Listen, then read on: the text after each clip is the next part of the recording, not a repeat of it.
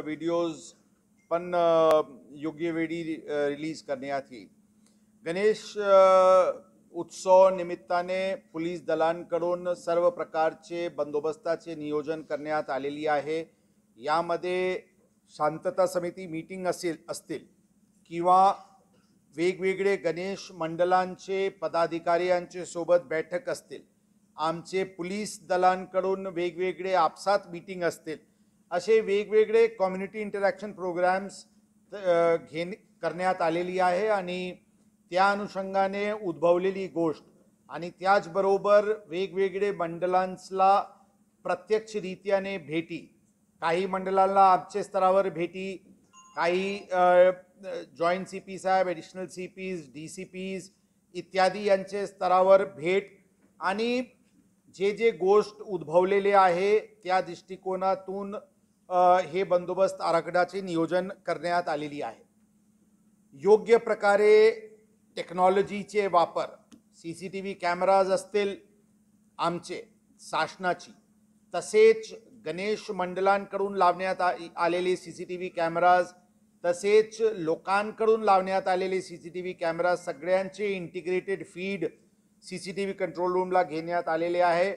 नुकतेच माननीय मुख्यमंत्री यांचे हस्ते उद्घाटन झालेली मोबाईल सर्व्हेलन्स व्हेकल्स आणि ड्रोन्स, जे AI बेस्ड हे डिजिटल टेक्नॉलॉजी आहे, त्याचे वापर योग्य रीत्याने या गणपती उत्सवाचे कालात 10 दिवस आणि विसर्जन मिरवणुकीचे दरम्यान पोलीस दलांकडून होणार आहे।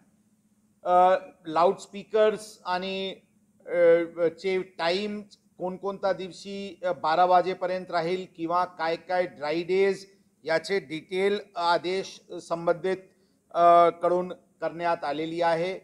या पूर्ण बंदोबस्तामध्ये अंदाजन शहर पोलीस दलाचे 7000 अधिकारी कर्मचारी, त्याचबरोबर अंदाजन 1000 होमगार्ड्स, SRPFची companies, QRTs, bomb disposal squads आणि जे आमची इतर स्पेशलाइज युनिट्स आहे त्याचे योग्यरीत्याने वापर होणार आहे।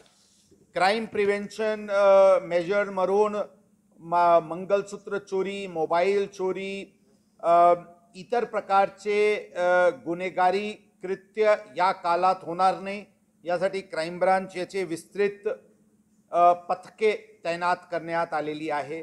त्याचबरोबर मेट्रो जे यावर्षी नवीन स्ट्रेच जे सुरू झालेली आहे, ज्यामध्ये शिवाजीनगर, कसबा स्टेशन, मंडई स्टेशन आणि नंतर स्वारगेट टर्मिनल स्टेशन हे जे या स्ट्रेचमध्ये सुरू करण्यात आलेली आहे, याचे भाविकांना अत्यंत मोठा फायदा होईल आणि ते लवकरात लवकर ते आपले गणपती दर्शनासाठी येऊ शकतात। तसेच मेट्रो निमित्ताने जे मेट्रोवरून येणारे जे गणेश भक्त राहील त्यांचे सोयी सुविधा आणि त्यांना कोणत्याही प्रकारची अडचण होणार नाही याची पण विस्तृतरित्याने उपाययोजना करण्यात आलेली आहे। एकंदरीत या 10 दिवसाचे कालात गणेश मंडळांची सुरक्षा, गणेश भक्तांची आणि महिलांची सुरक्षा, वाहतुकीची योग्य नियोजन, क्राउड मॉनिटरिंग, क्राउड कंट्रोल आणि कोणत्याही प्रकारची स्टॅम्पीड, चेंगराचेंगरी सारखे घटना घडणार नाही, ही सगळे लक्षात ठेवून अत्यंत मोठ्या प्रमाणात बंदोबस्ताचे नियोजन करण्यात आलेली आहे आणि त्याचे डिप्लॉयमेंट पण त्याच रीत्याने करण्यात येत आहे। विसर्जन मिरवणुकीविषयी ऑलरेडी मध्ये आपल्याला काही लोकांना मनात काही वाद आहे अशा प्रकारची शंका होती। आपल्याला पूर्वीच कल्पना आहे की या सर्वमध्ये आम सहमतीने काही निर्णय झालेली आहे आणि त्याच अनुषंगाने विसर्जन मिरवणुकीमध्ये पण सर्व योग्य प्रकारे बंदोबस्त लावण्यात येईल आणि त्याचे नियोजन करण्यात येईल। त्या विषयावर आम्ही आपल्याला विस्तृत काय मंडळांची रूपरेखा राहील त्याच्याबद्दल आपल्याला नंतर माहिती देण्यात येतील। त्याचबरोबर मंडळांसाठी विसर्जन मिरवणुकीमध्ये लक्ष्मी रोड असो, तिलक रोड असो, कुमठेकर मार्ग असो, केलकर रोड असो किंवा शहराचे इतर वेगवेगळे ठिकाणी जे मिरवणुकी लोकल स्तरावर निघत असते त्याच्यासाठी काय SOPs राहील, काय मार्गदर्शक सूचना राहील आणि बँड पथकाची किती संख्या, ढोल ताशा पथकाची संख्या, त्याच्यामध्ये किती मेंबर्स राहतील, त्याबद्दल काय डूज अँड डोंट्स आहे ते पुढचे काळात आपल्याला विस्तृतरित्याने सांगण्यात येते.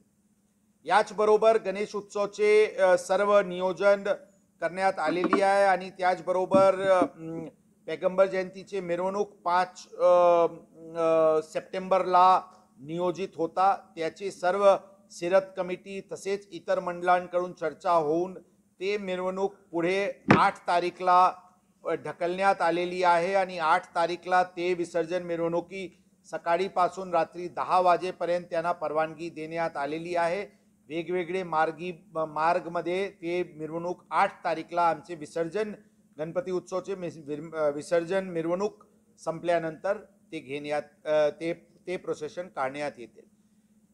त्याचबरोबर जे विसर्जन स्थल आहे ते विसर्जन स्थळावर CCTV कॅमेराज, लाइटिंग तसेच सोयीसुविधा तसेच आर्टिफिशियल टँक्सची संख्या वाढवण्याच्या दृष्टिकोनातून योग्य उपाययोजना ऑलरेडी संबंधित विभागांसोबत कोऑर्डिनेटेड रीत्याने सुरू आहे आणि रस्त्यावर इतर गोष्टी जे पॉटहोल्स मॅनेजमेंटचे असतील, लाइटिंग्सचे असतील, बॅरिकेडिंग्सचे असतील ते पण पुणे महानगरपालिका यांचे सोबत समन्वयनी करण्यात येत आहे आणि सर्व मंडळांना आम्ही आमच्याकडे कडून एक नोडल ऑफिसर म्हणून एक लायझन ऑफिसर म्हणून दिलेली आहे जे त्यांना सुरुवातीपासून त्यांचे सोबत राहतील आणि शेवटला विसर्जनपर्यंत त्यांचे सोबत राहतील अशा प्रकारचे नियोजन हे लायझन ऑफिसर्सचे माध्यमाने ते करण्यात येत आहे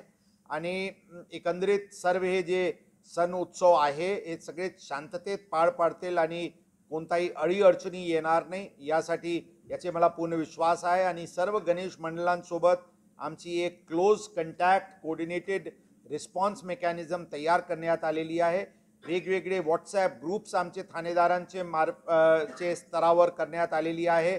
सर्व मंडळांकडे ट्रॅफिकचे अडचण येणार नाही यासाठी ट्रॅफिक ब्रांच सोबत ट्रॅफिक इम्पॅक्ट एनालिसिस पण करण्यात आलेली आहे आणि तिथे गणेश भक्तांना अडचण येणार नाही यासाठी पण आम्ही नियोजित पद्धतीने आम्ही काम करत आहे.